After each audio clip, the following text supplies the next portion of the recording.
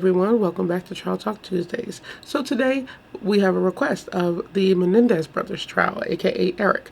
So I have reacted to both, like part one, but just parts of it. Okay, I watched the whole one of Lyle Menendez, the first one, but his part one was like 3 hours, so I only watched like 30 minutes of it. So we're gonna watch another clip of this. I'm not gonna watch the whole thing, it is long, but I have to break them up because there's so many and there are so many trials, yo. They had, well, not many trials, but they had a lot of hours of questions and them having to answer. It's a lot to get through. So we ended off at a really dark part last. They're getting into the abuse. We already know what the dad did. Don't miss any sleep over it, because the more you hear about it, the more it's just so disgusting, and it's already a disgusting case to begin with. But the dad part of the whole, R-wording them and assaulting it is so dark, y'all, and that's where we ended it. So we're just gonna jump right into this. Like I said, we are not gonna watch this whole thing. So I might watch like 20 minutes, so we're gonna see, okay? So let's get into it.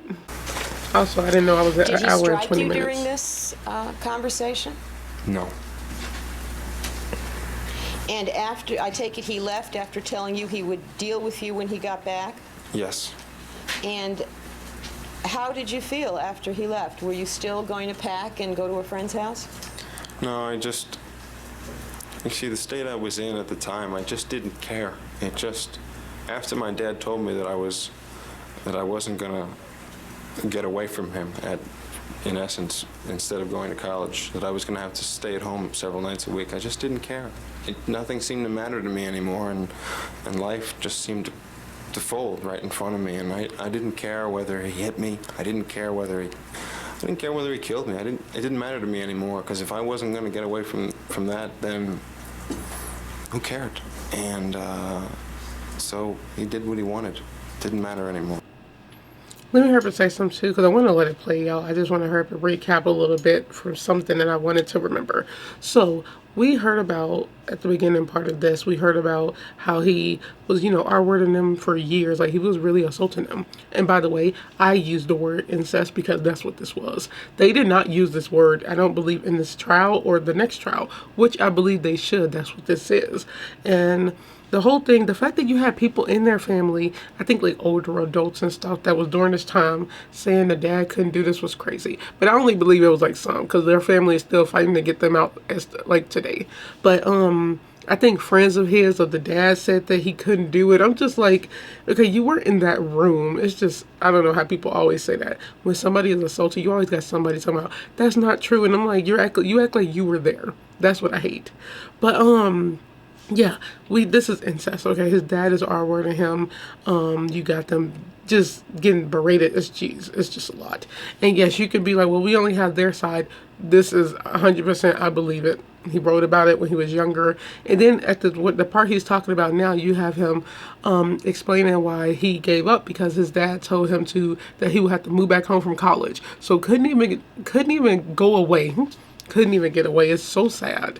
But yeah, I just want to hurry up and say that, because people be thinking I be biased and stuff. But with these cases, I try not to be, even though obviously I can care less about the dad. I don't care about the man. But it was a dark crime, shot the dad. They said shotgun, like shot like 12 times with a shotgun. That's a crazy death. But like I said, I don't care about the dad. It's just so much. But yeah, I don't be biased in here. I'm not saying if I believe they should get out or not. I'm just saying there's more to the crime, that the people during this time, there was one-sided. That's what this trial is, y'all. This the trial that forced them to have another trial because it was so bad. So yeah. Well, are those the thoughts that went through your mind after he left? Those were the thoughts that were there the whole day and the next day. Okay. And were you then getting ready to put up with the same activity for the next few years that you had been putting up with for the previous 12? No. What were you thinking of doing? I was thinking of just killing myself. I was in a daze and I didn't know what to do. And I just wanted to die. Life no longer mattered. And I didn't know what to do. I thought of telling Lyle. I thought of I thought I couldn't do that it would be too embarrassing, and that I couldn't admit it. And I just... So two things occurred to you. One, to kill yourself, and the other, to tell Lyle. Yes. Over the years, the 12 years, had you ever told Lyle? No. Were you ever accused by your father of having told Lyle? Yes. And approximately when was that? When I was about 11. When you were about 11? Yeah. Lyle would have been 13 or 14? Somewhere right around there. And on that occasion when your father accused you of telling Lyle, was it true? Had you told him? No. Now, on this occasion, you said you considered telling Lyle. Yes. What do you think Lyle could do? I really didn't know. I really didn't. It wasn't a thought that I had planned out. It was just a thought because I didn't really want to die, and I was very afraid that I would. And maybe it was partly to tell Lyle, because that's what my dad always never wanted me to do. I don't know. I needed help in some way, and I just thought about telling Lyle. Did you think about ways to kill yourself? Yes. What ways did you think about?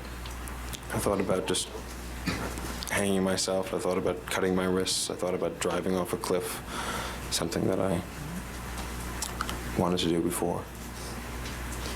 Had you, in 1986 and 1987, come across any suicide letters written by your mother? Yes. In any letter of your mother's that you saw, did she ever indicate the methods that she was contemplating using to kill herself? Yes. And what do you recall reading in those letters of your mother? She wanted to shoot herself.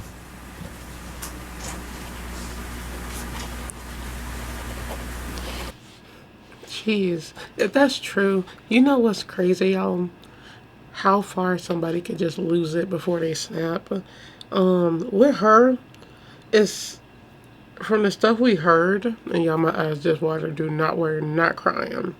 Also, let me hurry up and say this. I do know somebody did comment last time that the person, because I think I was getting on the lawyers. I was like, they are going in on these, because at the beginning it was something else. But then somebody did say that that was their lawyer, and they do that because he's, I guess, to get him to focus because he's normally childish. I don't know about that, but if that's true, okay, I got it. But yeah, the letter, let's talk about it. If that's true, I find this stuff so fascinating. Should I use the word fascinating with people's minds? I like science, okay? I love psychology. I love anthropology. I don't know where that came in, but you know, bones anyway. But like the psychological mind, the makeup of the mind is so interesting because think about it. I guess from the outside looking in, you would be like, why don't you leave? Because he's not focused on you. That pervert was not focused on her. He was literally just assaulting and R-wording his kids. Crazy, crazy sentence. But would some have happened if she had left or tried to leave? Because she knew what was going on. She knew. She didn't do anything about it, which is crazy. She didn't do anything to help her kids. She just stayed there. They're rich, they had money, and she just stayed quiet. It's just, but it also sounded like what they made it seem like she did not care about them either. So maybe it's just two parents who didn't care for their kids and didn't want the kids and didn't care, because we have a lot of that nowadays, y'all. I swear. We're going to be talking about more cases like that this week. It's just so much and just so much hatred in this one rich family. And this is why you never idolize people, because you never know what happens. You never know what goes on behind closed doors, especially like, you know, you could drive by, for example, you drive by, or like, let's say me, I'm driving by, you see these beautiful like mansions and you just be like, oh my God, you know, they have a good life. You never know. Look at this family. This family was so like dysfunctional, is not even the word. It was just so much going on in this household. And I just think that's so crazy. But the mother, suicide notes, talking about killing herself. is this the right word to use, or is it disrespectful? I'm curious if y'all believe to say, for what I'm about to say. Do I think, I want to say, I'm just going to say it, I feel like it's selfish for her to even say that, because, well, selfish for her to write that. Think about it. You have kids, 2 kids who are getting assaulted by their dads, and the fact that she wanted to just kill herself, I'm just like, why? You have kids. That's just what I think. I don't know, y'all. I don't know, but I personally would think it's selfish to be, trying to take your own life. And it was just a note, but you never know. But they said she tried to do it many times, I think. But it's like you had kids who couldn't get out, and you wanted to go. Do that make sense, y'all? I don't know. Let me know. Did you come across any letter where she indicated she would sit in the bathtub with a razor in her hand and consider slitting her wrists? Yes. Did you picture yourself doing that after this confrontation with your parents? Yes. I had pictured it many times before. Had you thought of suicide before this week? Yes.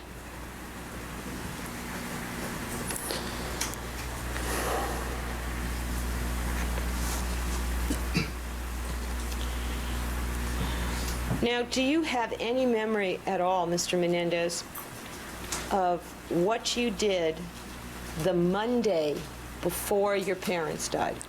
No. Do you have a memory of every single day that summer? No. Do you have a memory, though, of every day after that Monday until your parents died? Yes.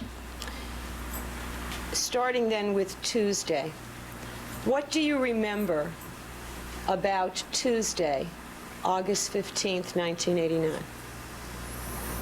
I remember trying to play tennis in the morning, not caring enough about it, and stopping. What was your general mood that morning? I was just very down, very depressed. Okay, depressed. Yeah. And what else do you recall happening that Tuesday? I recall a fight between my brother and my mother. Now, what was your understanding that Tuesday about where your father was? He was out of town. And do you know when it was he left? I believe on Monday. I'm not quite sure. Did you usually know in advance when your father was leaving on a business trip? No. Did he go on a lot of business trips? Oh yeah, he went on business trips all the time. And how would you become aware of the fact that he was on a trip? Either my mother would tell me, or he would call and I'd talk to him on the phone. But he never bothered telling you his schedule, where he was going or when? No. On this week, though, he did actually tell you in advance that he was going on a trip that week, did he not? Yes. Did he tell you specifically when he was leaving and when he was coming back? No, all he told me is that I'd better be there when he got back. I didn't know when that really was until I asked my mother. And what did you learn after asking your mother? When was he due back? Thursday. Now, on Tuesday, what else do you remember besides not being able to practice tennis in the morning? A fight between my mother and my brother. When you say fight, you mean Before they get into that, let me hear her say something. And I'm not trying to make a joke, but I feel like it's going to sound like one, because since they said he went on a lot of business trips, I think it's also interesting that nobody thought to leave. Well, they're kids, they can't. I think around this time there was somebody that was like 13 teenagers, or he was probably 11 if that's the one. But the mom, it's like, you thought about taking your own life, but he left a lot of times, and I feel like she could have got out, but I don't know what was going through her head. If you knew that was going on with your sons, take your sons out of there, no matter. But it could be the thing that you think the man has so much power he can find you anywhere. I don't know, y'all. I really don't know. But you have this, excuse my language, but I don't care for the dad. You have this gay perverted dad, and yes, I said that because that's what he is. You assault boys. You're a See, you're a predator, a gay pedo predator. There we go. Perfect name for him. That's the truth. Who committed incest on his kids. That's the exact sentence they should be using. I guess it'd be too dark and too raunchy to even say that. That's disgusting, gross. Ugh. But it's like, that's the truth. The man was disgusting. I couldn't even imagine. You know what? Now that I'm thinking about it, I kind of, this is going to be bad too. I guess I can, I don't know what was going through the mom's head, but I guess I can see why she wrote the note. That's a lot to even come out of my mouth. Like, I'm, the note is a lot. Maybe it's that it's like you know what's happening and you don't know what to do, but I don't know, girl. I would look, y'all. This man was not young. Okay, the man was not young. I would have easily been practicing poisoning him, especially all the days he be gone and he proudly come back. Oh yeah, you have every chance to kill him. Basically, I wouldn't sleep in the bed next to that man. I wouldn't do anything for that man. I would actually probably kick the back of his ankles and like knee him when he come through the door. And there you go. But yeah, times are different. Everybody's not violent. I guess everybody don't think like this, but it's different saying it than doing it. But yeah, it's crazy. Let me stop. I'm not trying to be funny. I'm just saying. Physical altercation?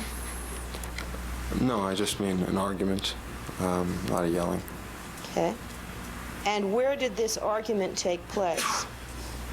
Right between the den and the foyer. In the house? Yes. When you entered this house from outside, would you be standing in an open area?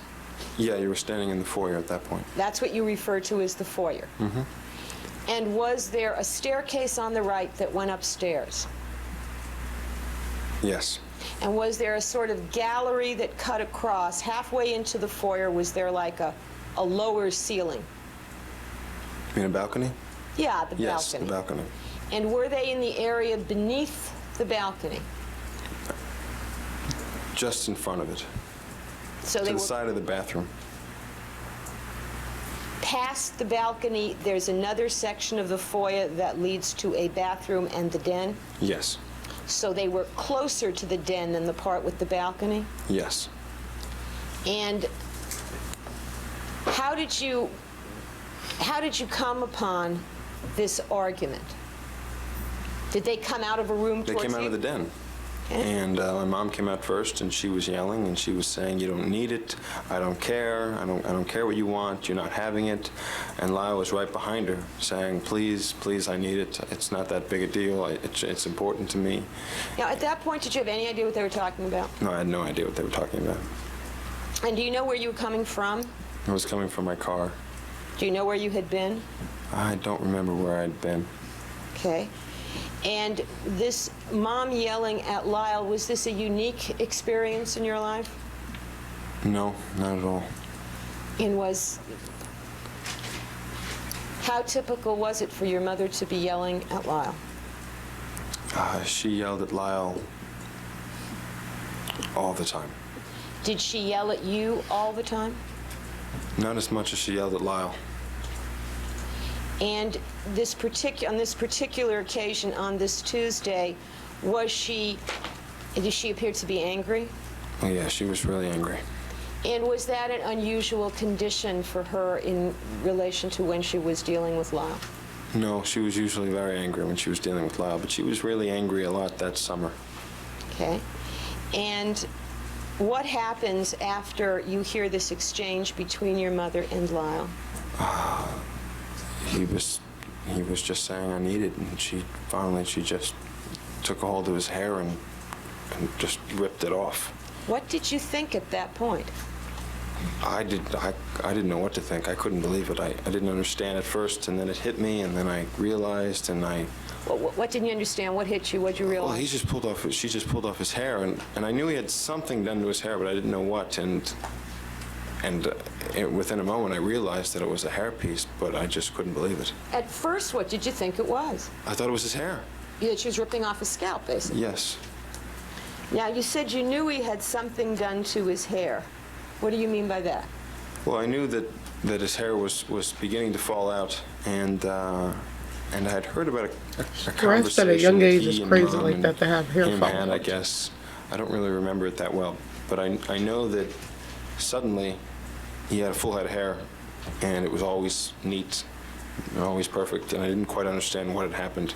Well, didn't that tell you he wore a toupee? I didn't know really much about those sorts of things. I mean, I knew what a toupee was, but I thought it was obvious when you wore one, and I couldn't imagine that my brother was wearing one. Because it didn't seem obvious? I played tennis with him. I that's went swimming with him. important. It Against did the not fight? seem like he was wearing a toupee at all. So you thought it was some other method by which his hair was thickened or restored? Yeah, I thought it was some sort of surgery. I didn't know exactly what it was. So when you saw your mother ripping his hair off, did you react? Yeah, I was pretty shocked. I couldn't believe it. I just couldn't believe it. And how did he react? How did Lyle react? He just started to cry. And what, if anything, did your mother do after she had taken the toupee off of Lyle? She said, "See, you look fine. You don't need it," and just threw it at him. Did he look fine to you? No, I really couldn't believe it. No. Had you ever seen him? I'm sorry, y'all. No. So, I'm only laughing because the toupee part. I don't know why that made me laugh. Not her ripping the thing off. I'm talking about him, I guess being shocked because it's not his hair. I don't know. We'll talk about that then. what did your mother do, if anything, after she threw the hairpiece at Lyle? She ran up the stairs. And what did Lyle do? He wouldn't look at me. Not that I wanted him to at the time. But he went to the guest house. And what did you do? I eventually went over to the guest house. Now, why did you go over to the guest house at that Check on his point? brother. Because I felt really bad for Lyle, and I was feeling pretty bad myself, and I just, I'd been wanting to talk to him for 2 days, and I figured that he couldn't have had a more down moment than that, and so I figured I'd just share the moment with him. You were feeling down for 2 days? Yeah. Did you think if you before this incident, did you think if you talked to your brother, he might make you feel better? Yes. Did you have a good relationship with your brother at that time?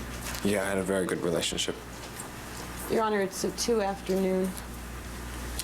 All right, well, Okay, y'all. We got the 20 minutes. I'm surprised. Wow. Okay. Okay, nice. Okay, so much to talk about. Let's talk. So, y'all, let me hurry on to say this was the toupee part. I was only chuckled because I don't know why. I was just picturing somebody ripping the toupee off, but not like her, him taking seeing the mom take the hair off and him realizing that it's like not his hair. I'm like, that just made me chuckle because, people really do that and there's nothing wrong with that. But realization, why is he balding at a young age? Like teenagers. Stress. Your hair fall out when you're stressed. That's crazy.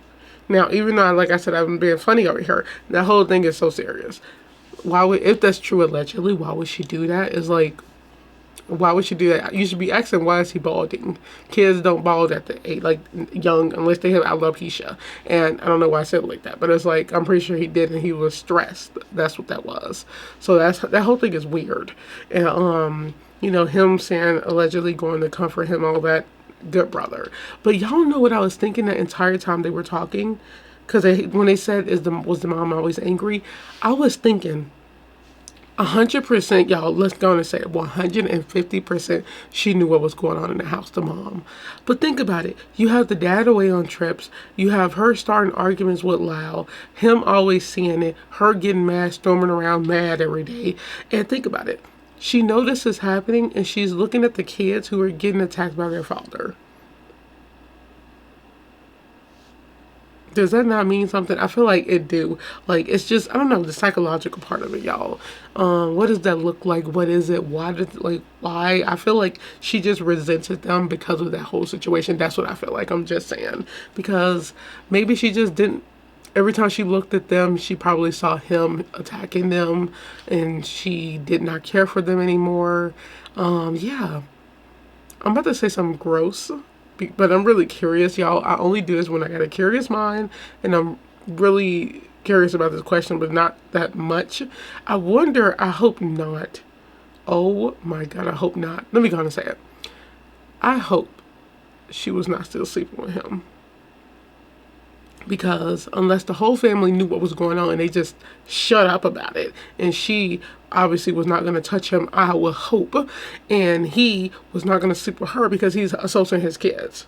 Now, on the other hand, we could have him assaulting them, but not, and she's not knowing, which is most likely what's going on, and he is still sleeping with his wife to make everything seem normal. I hope none of these are true. I hope just nobody touched each other, but we know he assaulted his kids. But I want to know the wife and the husband dynamic, but nobody would know unless they said they saw something, like them hooking up or something. But, and if they did, that's disgusting, because it's like the whole thing is disgusting. It's just incest everywhere. That's all it is. Oh my God, gross. But I don't know what that was in my head. Curious mind about all this stuff, because you got a married couple and somebody assaulting their kids and then still living the normal life. Can we talk about that? This is the disgusting part. And this is with any predator. He's a predator. He's a pedophile. When they do this stuff, they go about their day like it's so normal. This is not normal. Crime is becoming normal, and it has been normal. It's crazy, but no. There's much more to this. You know, the mom, I actually wish I heard her story, but, she's not here. But just because I feel like her side is very interesting. Also, questions. I guess you could say why you didn't take care of your kids, or why you didn't protect your kids, or try to get them out that situation when he was gone. And yes, I'm saying it, even though I know it's weird to say that, but at the same time, because we don't know her story, but like I said, you're in that household, you know what's going on, because she knew. But this man left many times, y'all. There's just so much. This part of it got more detailed, which is what I like. Because it told you, I guess a lot of this stuff had me thinking of why stuff happened. The whole thing with them, let's say, with them murdering the dad and stuff, I kind of, the more they talk, the more I'm seeing it. And yes, I am believing it, because there are people and journalists during this time who did not believe none of this. They believed they were just lying through their teeth. And could be, could be. In that case, they're good storytellers if that's the truth. But I believe it was true. It's just the whole thing with, like, the mom. This, I feel like it said more about her this time. Her just not caring. The suicide notes. Like, why would she write those? What? I don't know. Because me personally, y'all, I just believe that I don't believe this is the truth. The kids had it harder than her. And it's sad because, he was thinking about, like, taking his own life. God, I don't know. This one was a lot. I'm happy it got more detail, because now I'm getting more into it. And I'm questioning a lot of stuff now, which is what I like, because that was the whole point. But I really do believe that she just resented those kids because of her husband. And she took it out on them when she should have been nurturing them. They're still kids. Teenagers, they're still kids. Like, you walk around the house, you walk around your big house, and that's not the point, I'm just saying. You walk around your big house, you know what's going on, and you just act like nothing's happening. That's so crazy. People who can do that are some interesting folks, because I don't know how you can do it, because I would have to walk right out that door. That's crazy with my kids. Like, but they didn't have a good relationship with her, because she sounded like she wasn't nurturing. They said in the other one that she wasn't nurturing, allegedly, and that could very well be true. There are a lot of people who don't care. The dad had full control of their lives. Maybe that was the reason too. But I wonder if it's because, like I said, somebody always knows somebody. Was she afraid of the husband? This one man turned this whole household upside down. They all three could have killed him. Nobody's thinking of that yet. The brothers were thinking, they took both of their lives because they was fed up with both of them, allegedly. Well, that's true. Not even allegedly, that's true. But I guess you could say, hearing this part, the mom, and like I said, we just hearing their side of the story. So when I'm talking, I'm literally just saying from the stuff I hear. It just sounded like the mom really wasn't there, and they just were fed up with all this. They're getting assaulted. Somebody else is in the home. Nobody's helping. They can't talk to her about it because she's literally saying, wait till your dad get home. That's a crazy sentence, knowing what, like, the stuff that happens when you get home. And I really need them to use the word incest in here, because it would make a stronger case, because that's true. That's what's happening. Ancestral things happening in the household because of that pedophile, the dad. It's crazy. And I'm guessing we should put her in there too, because she didn't do anything. But I feel like she just, and another side of this, I guess, for her could be like she really just don't care. But why would she write suicide notes? What is she tired of? Her family. She's tired of it all. She's probably thinking she's tired of, like, knowing this happening, seeing her kids walk around, knowing that it's happening. Tired of seeing her husband, knowing he's doing it, and knowing he's leaving and coming back, just like an ongoing circle around her. But at the same time, this is why I kind of have no sympathy, because y'all, we got to think realization over here. All this circle of crap, this illegal assaults going on around her. She's in the circle, everything going on around her, and she's just there. She's just there. She can't get out, I guess, but she's just there because she knows it's happening. It's an ongoing cycle. It's been going on for years, and even if you have an inkling these are kids, you check on that, but she didn't. It's just going on around her for years, and she just got tired, wrote suicide letters, tried to take her own life, took pills. Like, she really tried to get out this household. But you know why I say that's selfish? Because her leaving would be like, you really just left them to be just left. He really could have killed them kids, like, during that time. It's crazy. But yeah, this is, I don't know, y'all. It just got me thinking more toward the end, like I said, which is what I like. The more I watch these clips, like watching the trials and stuff, the more I just see that, oh God, I hate the dad, but God, I hate the mom too. Oh, I was about to say, rest in peace for her, but no, I don't know. Because allegedly these stories are not putting her in a motherly light. Obviously, she's not motherly from what we hear. It's crazy how things switch, right? You birth the child, you baby that child, then once they get older, well, I'm talking about in their situation, the dad just took over. It's so weird. It's so creepy. Those signs with the dad was seen early on. The kids had to go through it. I know the mother had an inkling. She had a feeling. You always get that feeling. I hear with stuff like this. They say, I heard in a lot of cases and stuff, and just people in general, they say you kind of like, you have a feeling something might be going on. Even, let's say somebody cheat on you, somebody's getting abused, you have a like, you feel like something is going on. But you ask questions, you talk to the kids, but nothing happened. And this all led up to them getting murdered, basically. So yeah. So I hope you guys enjoyed this trial talk. This was something. Like I said, the more I watch it, the more I learn more. Yeah. I hope you guys enjoyed this video. Don't forget to like, comment, share, and subscribe. And I will see you guys on the next trial talk. Stay safe out there, y'all. Just be aware. Open your eyes. You never know what's going on. Don't never idolize people. And when you see somebody you think is doing better than you, or they're going into big houses and just big business, a lot of money, don't. You just never know what's going on. It could be the best looking family in the world, and they have the darkest secrets. Ugly on the inside.